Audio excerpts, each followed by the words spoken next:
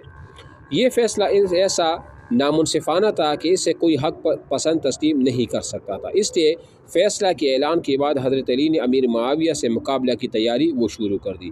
ابھی اس میں مشغول تھا کہ خارجیوں نے عراق میں اتنی سازش اور بدامنی پھیلائی کہ آپ کو امیر معاویہ کے مقابلہ کا ارادہ ملتوی کر کے پہلے ادھر متوجہ ہونا پڑا۔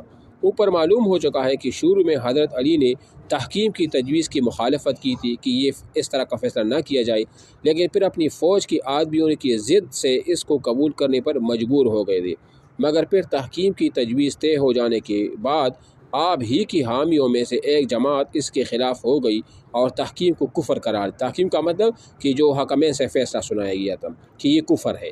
یہی جماعت بعد میں خوارج کے نام سے موسوم ہوئی۔ اس زمانے میں دو آدمیوں زرع بن برح الطوائی اور خرقوس بن زہیر سعدی نے حضرت علی سے کہا کہ اللہ کے علاوہ کسی انسان کو حکم نہیں بنایا جا سکتا۔ تو یہ آپ اپنے پاس ابھی نوٹ کر لو کہ خوارج کا جو تانا حضرت علی کے دور میں خوارج کا جو سربراہ تھا وہ خرقوس بن زہیر تھا، اس نام کو لکھ لو، ٹھیک ہے نا۔ آپ نے اس غلطی سے توبہ کیجئے اور ہمارے ساتھ دشمنوں کا مقابلہ کیجئے۔ لیکن تحکیم کا عہد نامہ لکھ کر جا چکا تھا۔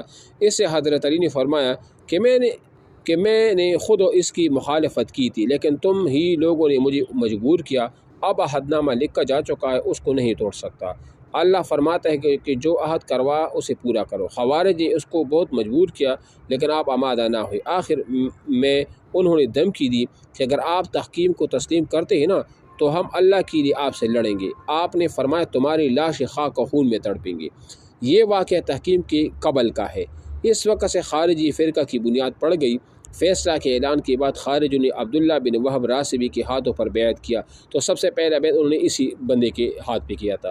حضرت علی کی عملی مخالفت شروع کر دی۔ اس جماعت کا عقیدہ تھا کہ معاملات دین میں انسان کو حکم بنانا کفر ہے، اور حکم اور اس کا فیصلہ ماننے والے سب کافر ہیں، اور ان سے جہاد فرض ہے۔ ان عقائد کی اشاعت کر کے کوفہ، بصرہ، مدائن اور عراق کی دوسری شہروں میں ایک متعدی جماعت اپنے ہم خیال بنا لی، یعنی ایک گروہ بنا دیا، اور کوفہ کے خوارج خفیہ نہروان روانہ ہو گئے اور دوسری شہروں کے خوارج کو اس کی اطلاع دے دی۔